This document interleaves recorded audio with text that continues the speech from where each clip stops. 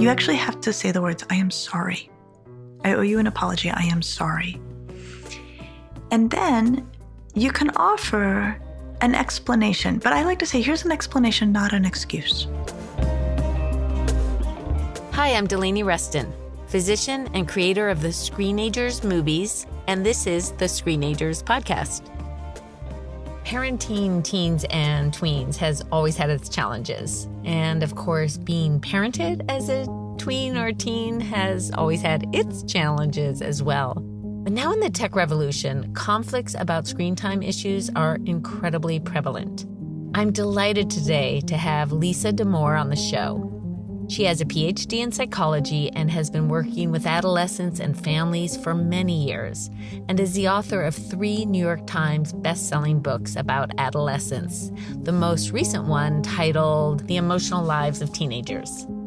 Today, we delve into some really interesting aspects of teen development, and from there explore a common screen time challenge, one you have surely thought about, and then we're going to look at all sorts of ways to have healthier conflicts. A lot of practical takeaways.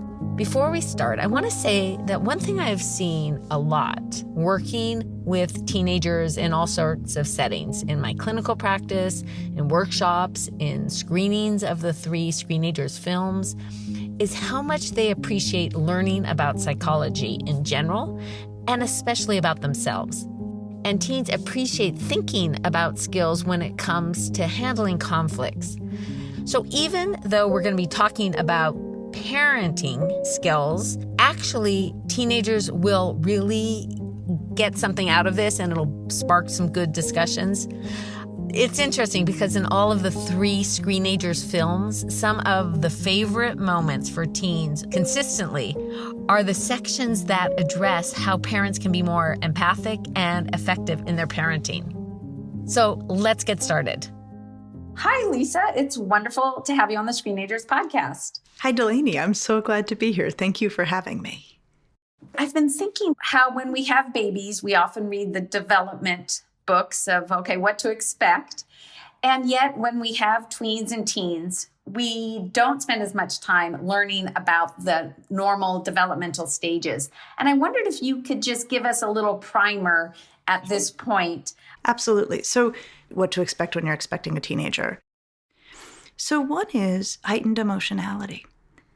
Adolescence begins around 10 or 11, which is way earlier than anybody thinks it's going to show up. But it's driven by the arrival of puberty, and that's when puberty's on board, whether you can see it outwardly or not. Emotionality peaks around 13 or 14. Also a surprise to people, because they think, oh, no, we're just starting adolescence, which you're not. And then they're like, holy moly, we're coming out of the gate at 100 miles an hour. The good news is it actually tapers down over time.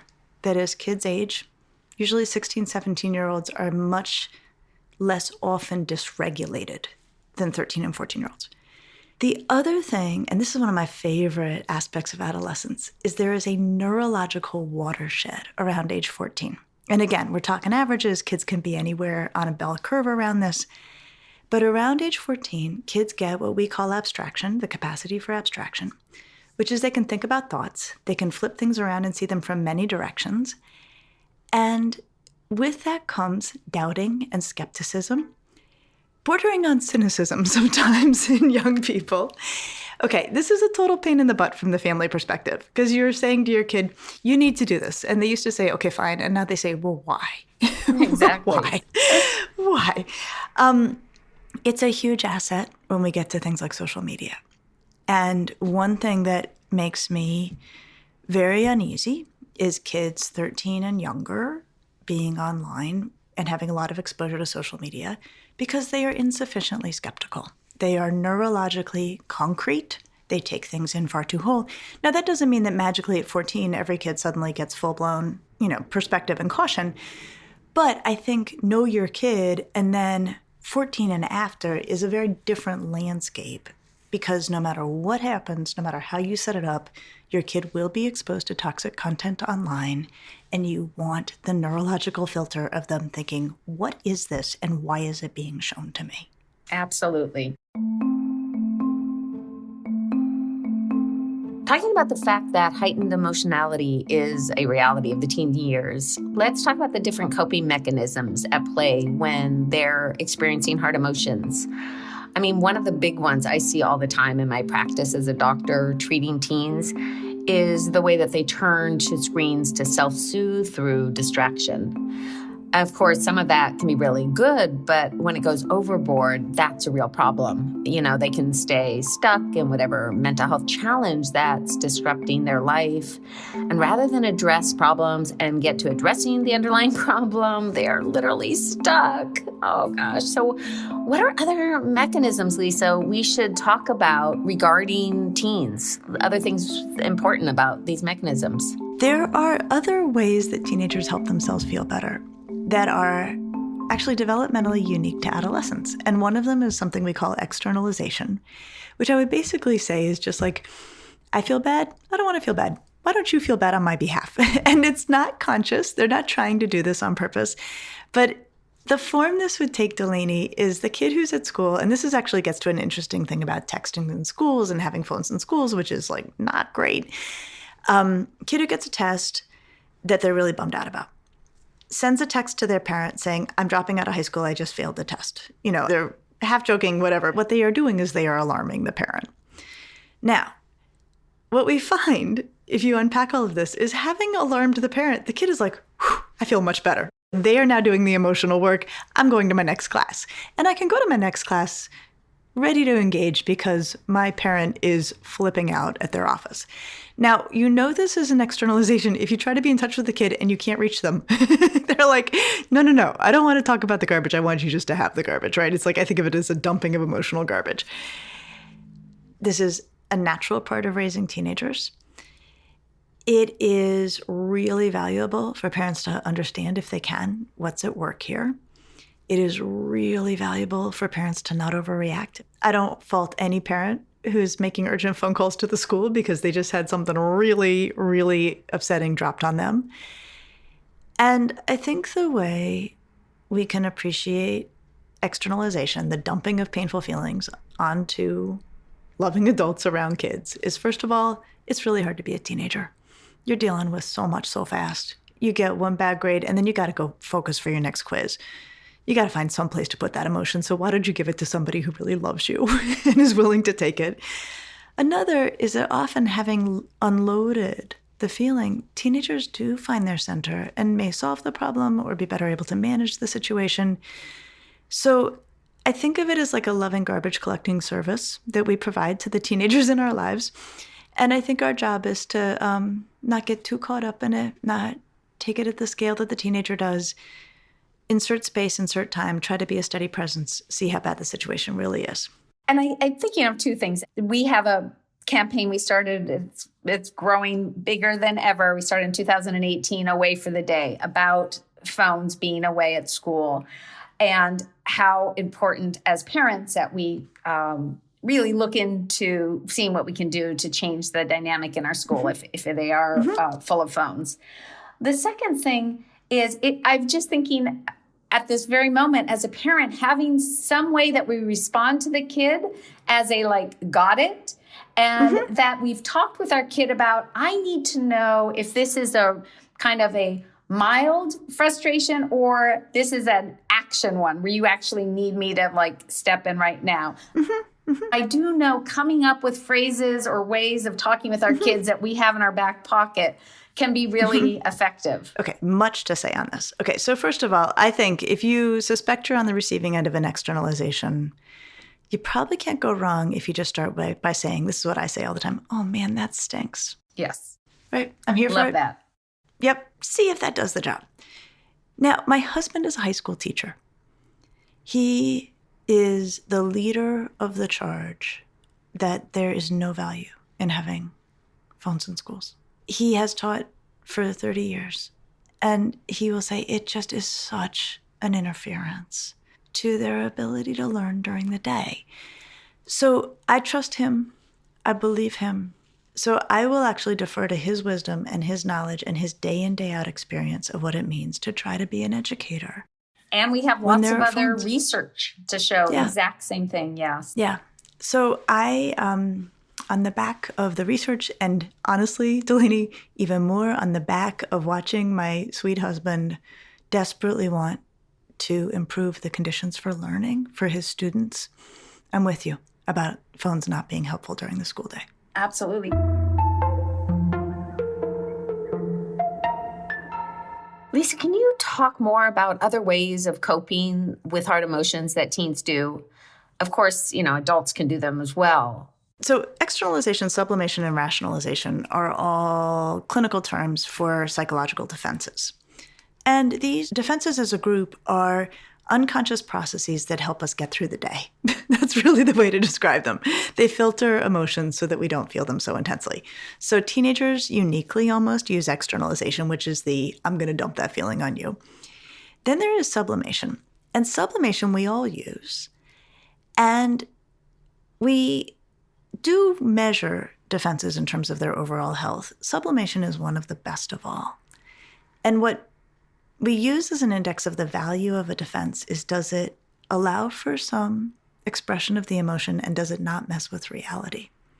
So we love the defenses that do those things. We are more concerned about the defenses that mess with reality or allow for no expression of the emotion. Sublimation is where you take an emotion and you channel it into a productive aim.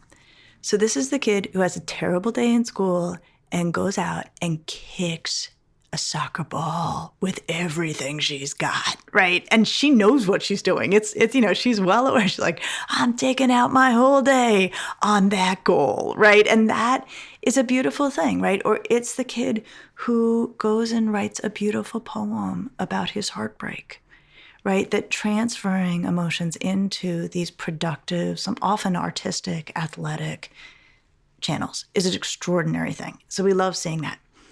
Now, rationalization is another defense we all use all the time, not unique to adolescents, but it's one where we lean a little bit more on the intellectual benefits of whatever we're dealing with. So, Delaney, it might be like, oh man, I'm really bummed that meeting I was looking forward to got canceled, but it's okay. I had a lot of work I had to do today, and so I can make it all right.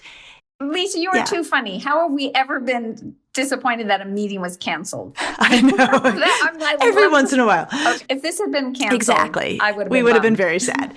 So it's just that wonderful maneuver where we find a way to make it okay. Yeah. And so we use defenses all the time. Teenagers use defenses all the time. And what's important about defenses is that I write about them and I talk about them because I want to remind us all, humans are built to deal with negative emotions. We do not come into this world with no machinery for metabolizing emotional pain. We have this built in, and we do it automatically, we do it unconsciously, and just so long as you're not hurting other people, hurting yourself, messing with reality, making it worse, it's good. Yes, and what I think is important about talking about these defenses is being able as a parent to have this knowledge.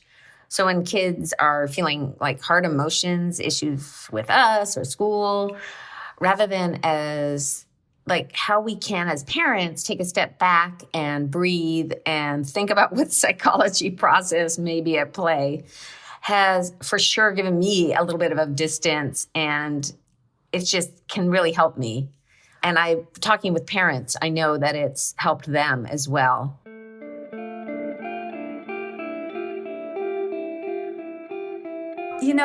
What I'm excited to talk about is the fact that we know in homes, conflicts over screen time, social media, video games, happens a lot. Yeah. I want to really delve in today with why having conflicts, when done well, is really important for our kids and teens, and then to go from there, how to have healthy conflicts. I know in your book, The Emotional Lives of Teenagers, you talk about what the research has shown about why having healthy conflict is really beneficial to our kids and teens. Can you say a little bit about how the research has shown that for teens who get to experience healthy conflict, that their well-being is actually increased, as well as their relationships with others tend to be stronger? Sure. Well, so the way I like to sum up the research is it's easy to get along when we're getting along, right? That part is easy. But if you're actually going to have a deep and meaningful and healthy relationship that confers all sorts of possibilities for broader well-being, it's also one where conflict is handled in ways that are respectful and caring and decent and broad-minded. And so when we practice that with our kids and show them that that's what healthy relationships look like, we have research showing that that's what they go out and look for in their relationships and that they hold that standard going forward. The other thing I will say is that we have evidence that you really deepen a relationship around repairing ruptures.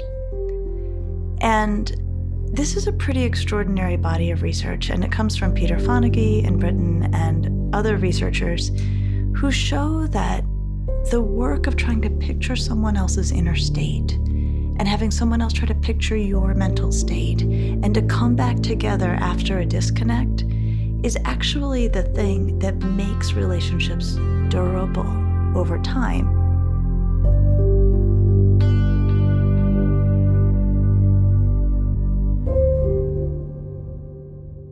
Lisa, before we talk about skills parents can use in having healthier conflicts with our kids, let's explore an example of a really common conflict, an important one, which has to do about whether or not devices are in the bedroom, be it just at night or ideally the day and night.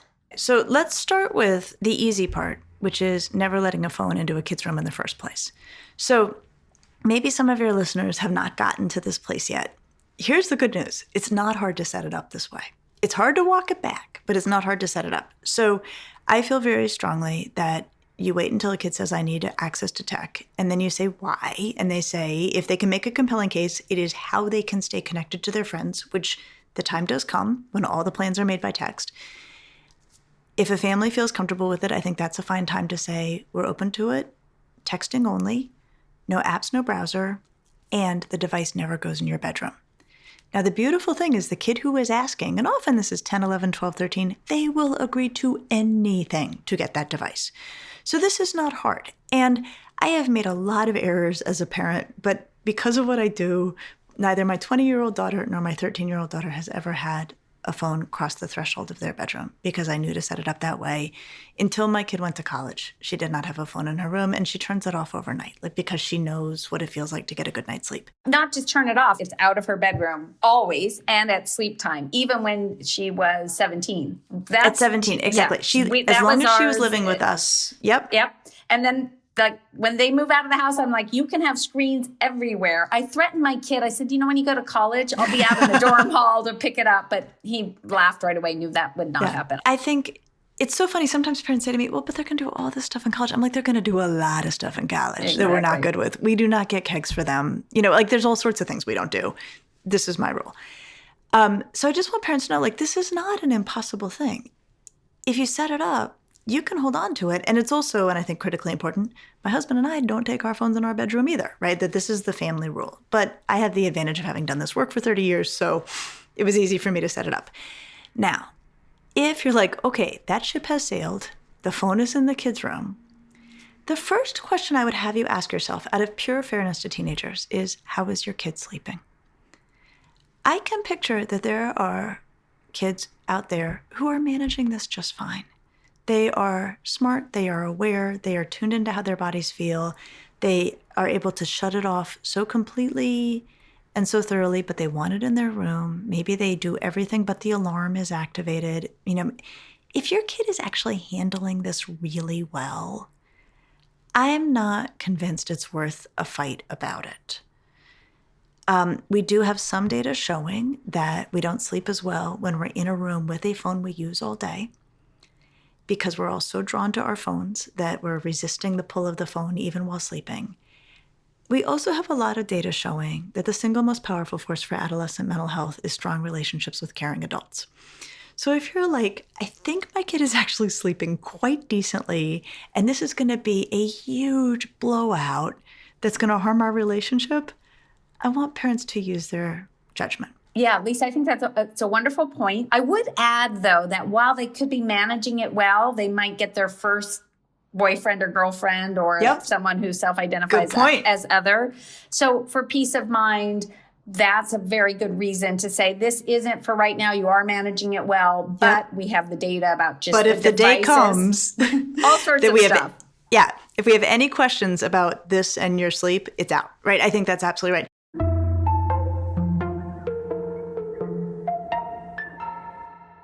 Okay, so let's turn to talk about if there haven't been limits about devices in a bedroom.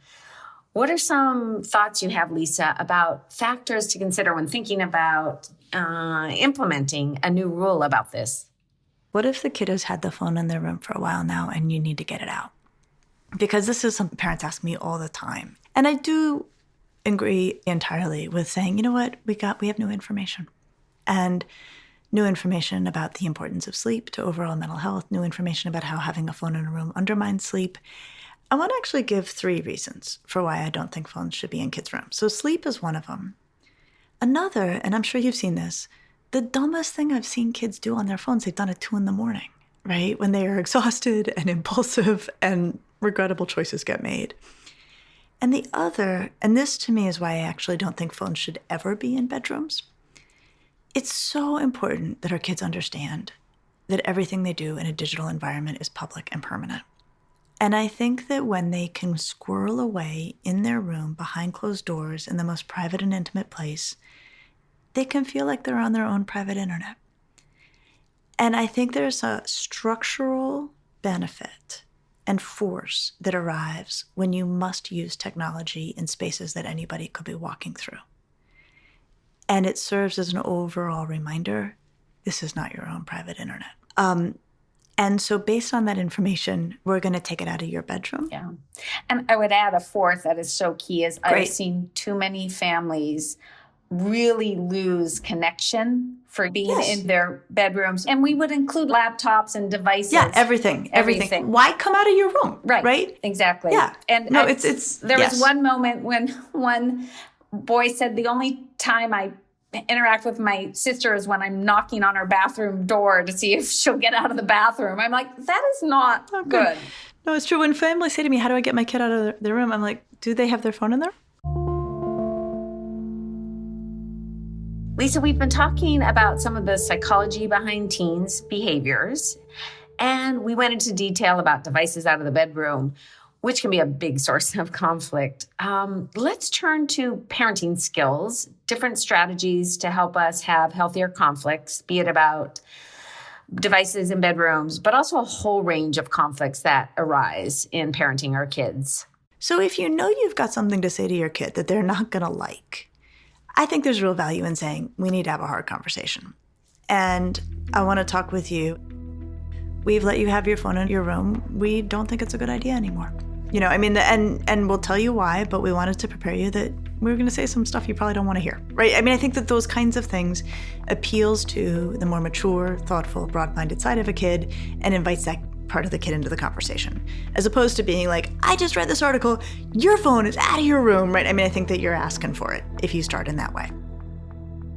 I like that. So you're really setting up, you're saying this is going to be a hard conversation. We know you can do hard conversations. You're just saying rather than just dropping the ball on someone. I like that. Yeah. They're teenagers. Mm-hmm. They're reactive. They're easily provoked. Use what we know. Warning is what you're saying. Be fair, right? Yeah. Just say, look, and also be respectful of their time. I think that this is something else. They're busy. Yes. Right? And so I found this with my older daughter when she was getting ready to go to college. I would see her flying through the kitchen. I'd be like, I want to talk to you about it. She'd be like, and she had someone outside waiting for her, and so I started saying to her, listen, I need to have 5 minutes with you to sort through Thanksgiving plans. What's good for you on your calendar? I started asking her in the next day or two, can we plan a time? And let me just say, to that, there can be situations where they purposely keep putting it off. And so at some point you got to say, look, we're either going to do it right now, or you need to tell me a time in the next 3 days, because it can be amazing how often that time comes and then something else when they know it's a conversation they're not looking forward to. It's not about planning their birthday party. Exactly. So I think set it up for success. Say, look, we need to have a conversation about the phone. I'm not, you're not going to love every aspect of it. And I also want to do it at a time that works for you, right? Do you have any time the next day or two that we can just set aside 10 minutes? Like, I just need 10 minutes to think it through. So like, don't ambush them. Don't drop bombs on them.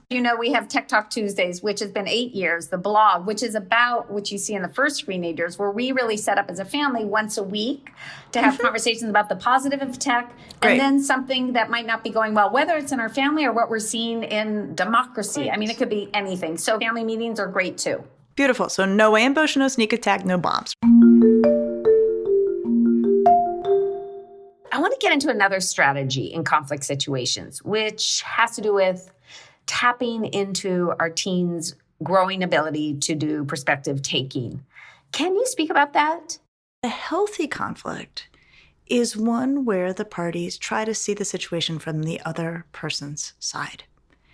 Of course, there's other things, like they're decent and they're not saying mean things. But, really, if we're going to go from the junior varsity level of just being civil to the varsity level of really having a good conflict, it involves putting yourself in the other person's shoes. And one of my favorite recommendations to families is that if they come to an impasse with their teenager about anything, it doesn't have to be social media. It can be their desire to go hang out at a house that makes you very uncomfortable. One of the best things to do in an impasse is to say to the teenager, let me try to describe the situation from your side. Let me see if I get it. And then to voice it, to say, look, you want to go over to Billy's because Billy is a lot of fun, and you know that you're going to pull yourself out of any situation if it gets too dicey, and you're thinking we should trust you at this point. What are we missing? And asking the teenager to fill in anything that's missing. And then if you are really earnest and really have done your darndest to try to see it from your kid's side, then to say to them, now you do that for me. How would you articulate what my concerns are? And teenagers are amazing. And if we have really done our part, many of them will say, okay. You know that whenever things get out of control, it's always at Billy's house that's going to happen.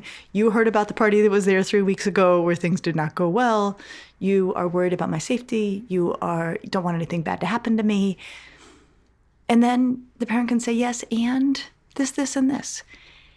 Now, this doesn't magically solve the conflict, but there's something enormously powerful about having to say the words oneself, about having to formulate the ideas and voice them through one's own mouth. And almost always in that moment, the impasse gets dislodged.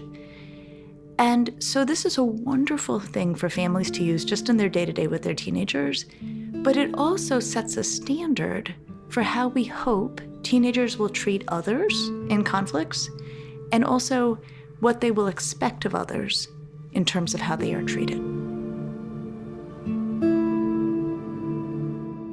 So let's tackle some skills for when tweens and teens are overly rude or acting mean, responding intensely to something. Yeah.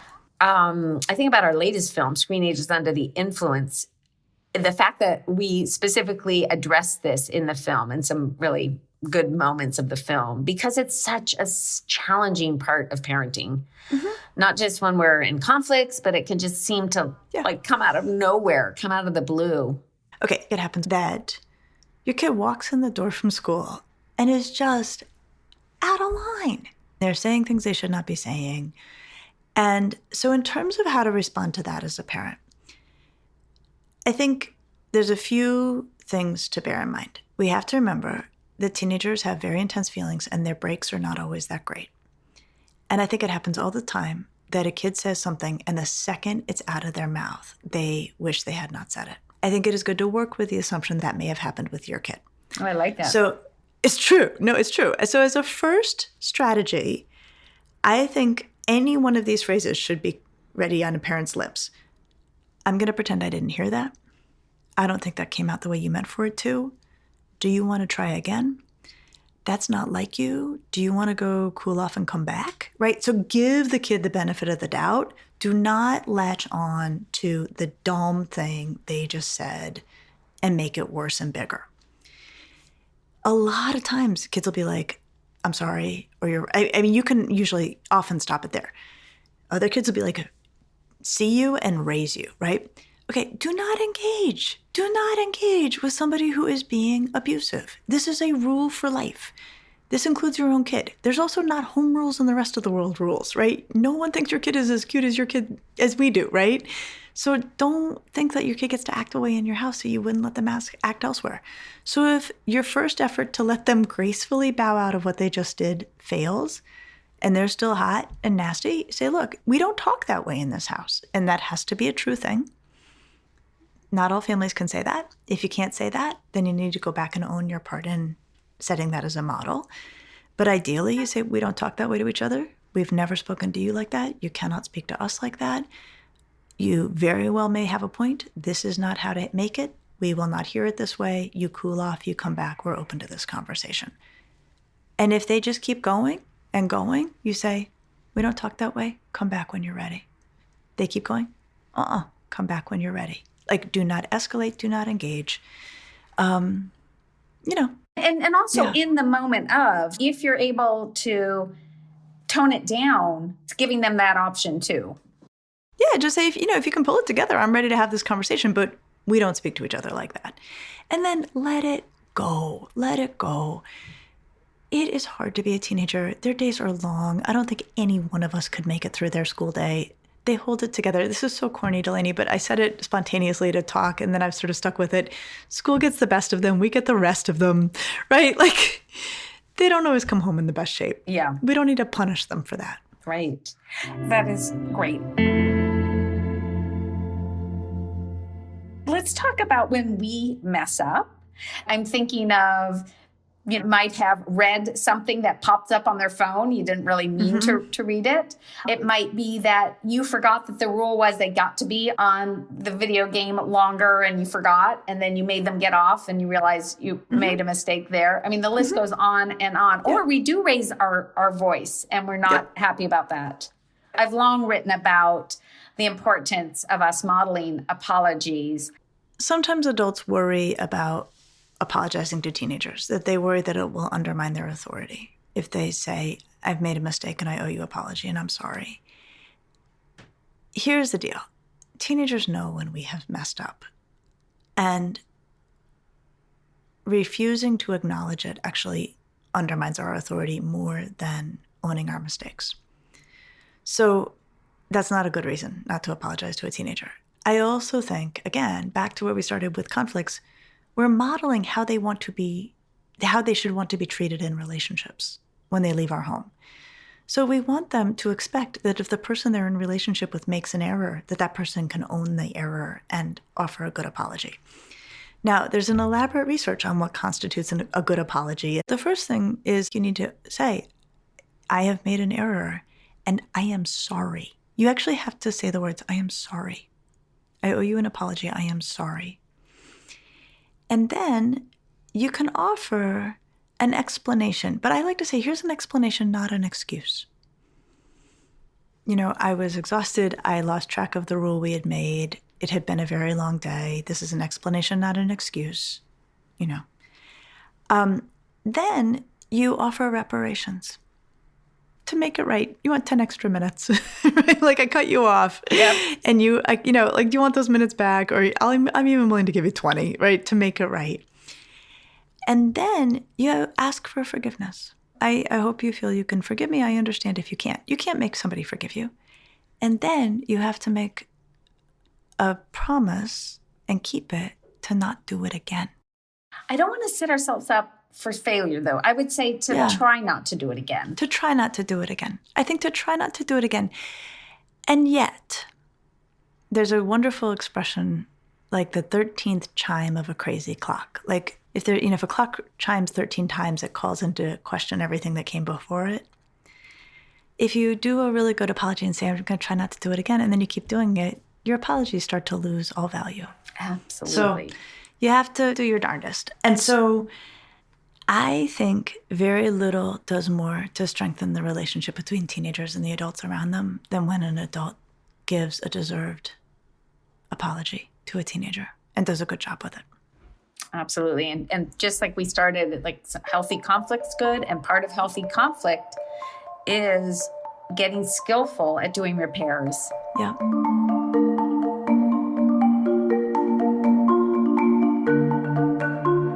In terms of conflict with our kids, I think as a mom, I can say this one I've heard you speak about this, and this one I fall prey to, is wanting to readdress a conflict that we've had once it's over, or check in on my kids' like mental wellness state over and over, and to kind of keep talking about things, knowing when is it too much or not. I would love to, if you could speak about that. So I will say, I feel like I learned a lot from raising my own teenagers. And I will say probably the biggest lesson I took from it is don't hold a grudge. That things can happen between us and our kids that are uncomfortable. They can be short-tempered. They can not always be as warm and friendly as we want them to be. And teenagers cycle through emotions pretty fast and through mood states pretty fast. And also time works differently for them. I always say that teenage years are like dog years. Like 1 year for them is like 7 years for us. And so I think it's very easy as the parent of a teenager to still be holding on to an interaction that happened 2 days ago and wanting to still revisit it and unpack it. If your kid is over it and through it, and it really feels in the rearview mirror for your kid, and you are back to a good, enjoyable place with your kid, I would just say, like, try to just move forward. Be where your kid is in the moment and be with your kid in that moment. If you feel like it's an impediment for both you and your kid to relating, then I think revisit it. But I think there's a lot of value in making it clear to our kids that we can move on from things, move forward. We said what we needed to say at the moment, and now we're into a new moment. In addition, when our kids aren't feeling well or whatnot, how we want to kind of problem solve or help them, and how over talking can make them not even want to come to us in the first place if we're going to keep revisiting. Well, wait, you weren't feeling well yesterday, or that conflict. So it's a lot of self-regulation on our part. Yep. I had a teenager say to me, we were talking about why those moments when a parent can tell that a kid's upset and the kid doesn't want to talk about it. And I had this 17-year-old girl, she said, here's the deal. I'm like 90% of the way over it by the time I get home, and rehashing the whole thing for my folks is not going to help me feel better. I was like, that's brilliant, right? And so, like, yes, the kid's grumpy, and no, the kid's not going to tell you what the story is. And that is not personal. That is not, a comment on you as a parent. This kid is making a really strategic and smart decision not to bring it up. Yeah. And Lisa, I want to end on something that I think is really important, because we're going to make decisions or do things that aren't going to make us popular as parents at times. Mm-hmm. And what I had to understand is that our kids, our teens, might actually still be angry at something we did years later. Mm-hmm. And a psychologist said, I was interviewing her for Screenagers Under the Influence and talking about a time I had with my teen that I called a parent when he was in middle school about something. My teen, he was still frustrated at me about that. Mm-hmm. He couldn't just let go of it like we would love. And she said, yeah, he's still mad at you. That's okay. And I was listening the other day to an interview with Molly Ringwald, and she said she didn't let her daughter in particular, who wanted to start acting because what Molly had gone through. And she just gave an offhand little sentence. She's still mad at me about that. And I just said, brilliant. That's okay. They're going to still be mad at some of the things we did.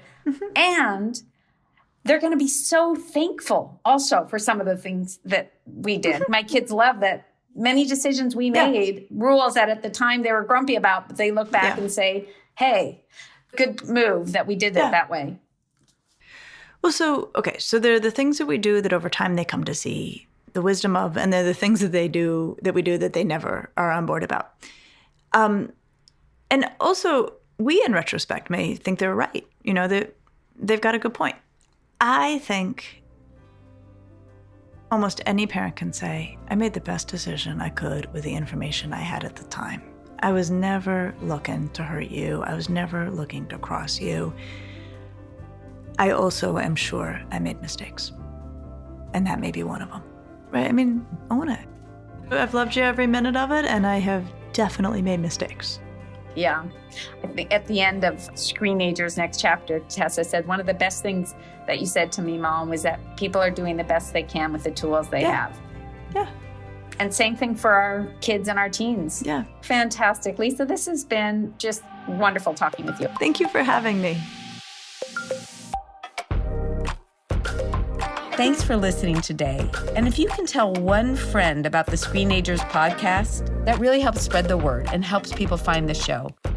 Be sure to go to screenagersmovie.com to find the show notes from this episode, learn about screening our movies, and sign up for my weekly blog about parenting in the screen age, now in its 8th year. This Screenagers podcast episode was produced by me, your host, Delaney Ruston, Lisa Tabb, Rebecca Tolan, and Alan Gofinski. Alan is also our sound editor.